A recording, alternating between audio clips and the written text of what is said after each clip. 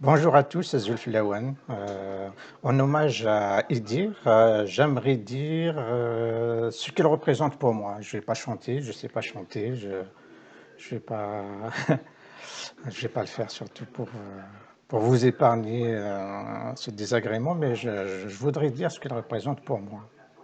Voilà, donc Idir, bien sûr, je suis né avec les chansons d'Idir, avec ses berceuses, mais comme tant de générations avant et après moi.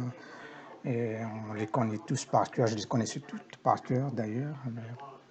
Aujourd'hui, j'aimerais dire que ce que Idir représente pour moi, et certainement pour beaucoup d'entre nous, c'est en un mot la résistance. Pour moi, Idir représente la résistance.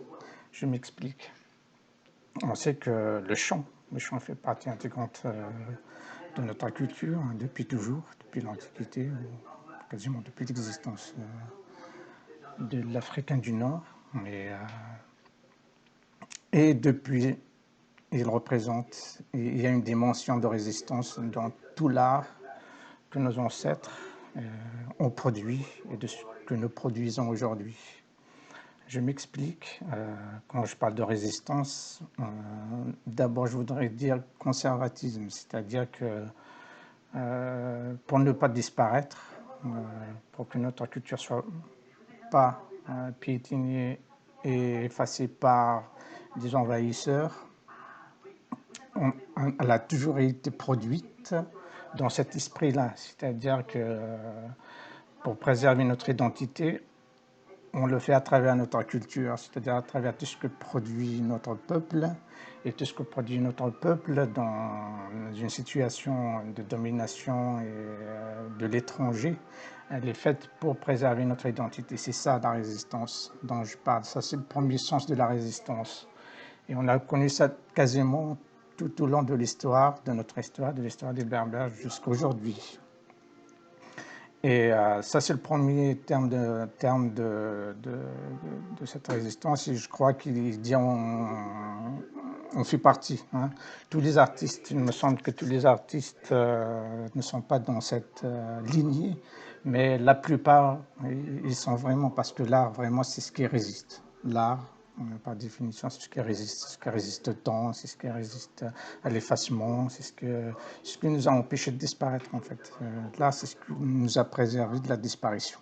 Non, autrement, s'il n'y avait pas cette création, surtout le chant, c'est très important.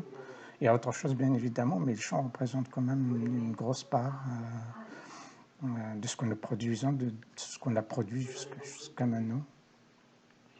Ça, c'est le premier point. Le deuxième point, et deuxième acception de ce que j'appelle la résistance, donc ce que Idir représente pour moi, c'est que c'est dans une dialectique de conservation-dépassement. Hein, c'est la dialectique hegelienne, elle s'applique merveilleusement à son cas, parce que, et pas que à lui, parce que, comme vous savez, chaque époque produit une certaine culture, parce que les conditions historiques et sociales changent. Donc, l'art, bien évidemment, il a une dimension autre, parce que, si vous voulez, là, c'est ce qui, justement, dans cette dialectique, préserve et dépasse. Hein. Je m'explique. Par exemple, Idir ne chante pas comme les artistes des années 50. Hein. Pour nous, pour le dire autrement, Idir ne chante pas comme Slimane Azem. On est bien d'accord. Sauf que si on cherche bien, si on écoute bien, il y a des ressemblances. Il y a énormément de ressemblances. Sauf que Idir, il a innové. C'est-à-dire que les artistes des années 50, 70 ont préservé beaucoup de choses de ce qui a été fait, de ce qui a été produit les siècles précédents. Donc, ils ont conservé ce qui a été déjà fait.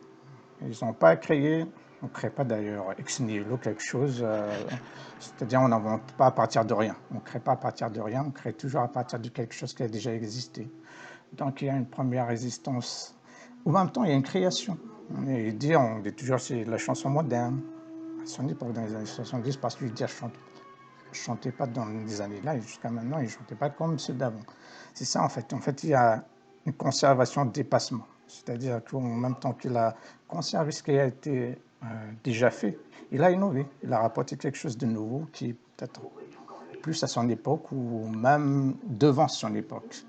C'est ça le sens de le deuxième sens de ce que je veux dire par résistance. Donc, et puis, d'ailleurs, comme vous le savez bien, jusqu'aux années 80-90, pour finir avec le troisième sens de ce que j'appelle résistance, vous savez bien qu'avant, il y a la qualité qui compte, on ne pouvait pas chanter n'importe quoi. On était dans une société qui, sans rentrer dans le détail, il y avait le sens de l'honneur, il y avait certaines valeurs qui empêchaient qu'on dise n'importe quoi. Ça veut dire qu'il faut avoir... La parole est autorisée, comme dirait un sociologue.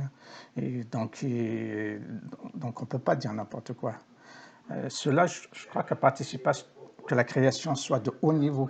C'est-à-dire si on ne chantait pas comme il fallait, si on ne chantait pas bien, on est exclu. On peut être exclu.